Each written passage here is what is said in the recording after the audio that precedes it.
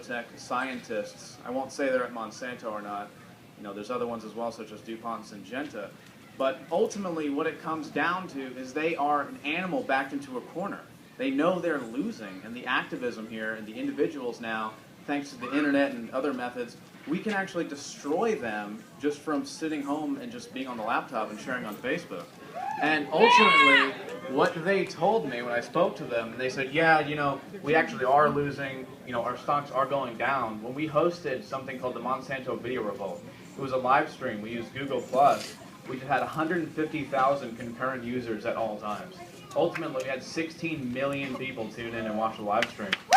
And when we did that, the Monsanto stock went down $2 that day. And that doesn't seem a lot at first when you think about the $2. Then you think about Bill Gates, who has $500 million in Monsanto stock. He lost millions of dollars just from us messing with him. So when it really comes down to it, in this day and age, we actually can literally destroy Monsanto, and they know that. And one of the things, just to go back and explain seriously how in-depth they are evil and actually destroying and monopolizing our food supply with the conveyor belt of disease, the biotech scientists that I talked to told me, yeah, we're losing, you know, but ultimately people are still stupid enough to eat our food, and we're reducing the population. And they're telling me that they actually think that humans are rats and there's too many of them, and that we need to kill them off to save the planet. So they are that deluded and insane that they truly believe, in some kind of a weird justification way, that they've been indoctrinated with all this propaganda. They truly believe that they're saving the planet by killing people. And that's on record, admittedly. I have emails from these biotech scientists saying, yeah, we are killing the planet, but that's a good thing because there's too many people in the world.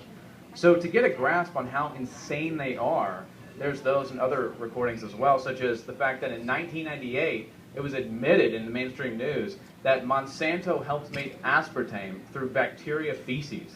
So they actually, and that's an artificial sweetener that's in gum and diet soda, they have bacteria go to the bathroom, go poop, they take that, they extract it, they let it ferment, and they modify that fecal matter from bacteria, and that's what aspartame is. That's what's in Diet Pepsi, Diet Coke, everything, all the gums, even some chips now.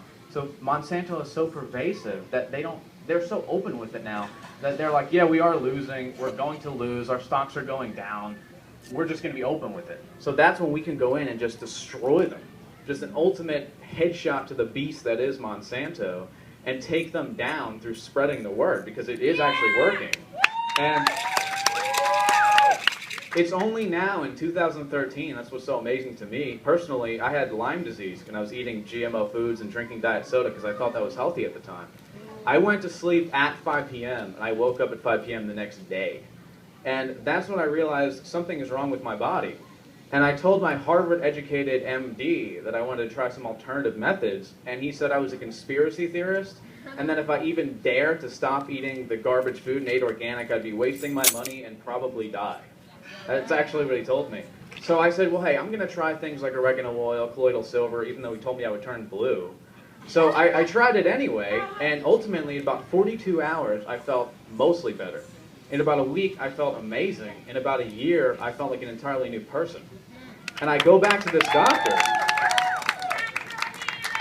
He tells me it's a coincidence, and that the steroids he gave me a year ago for the Lyme disease must have just kicked in.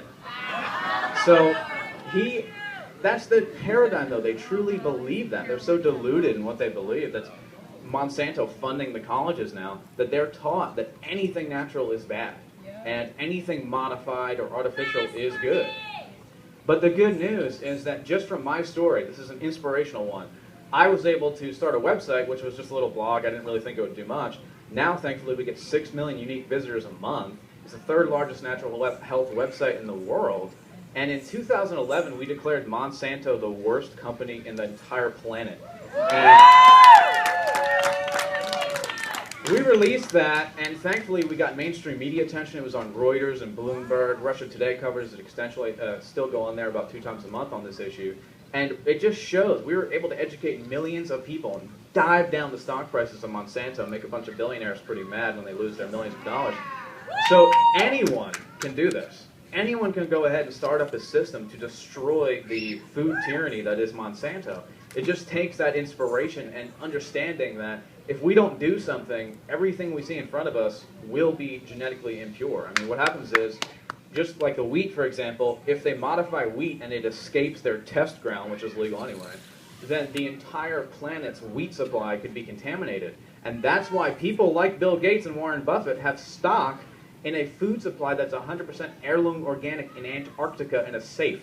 Google that. That is real. They have a real food supply in a safe in Antarctica because they know that supply will be contaminated over time. So the reality is they know what's coming. They know they're losing. They're being defeated right now. And we just need to do that final push. Everyone needs to become a soldier of reality and just destroy Monsanto. And that's it. We can do it.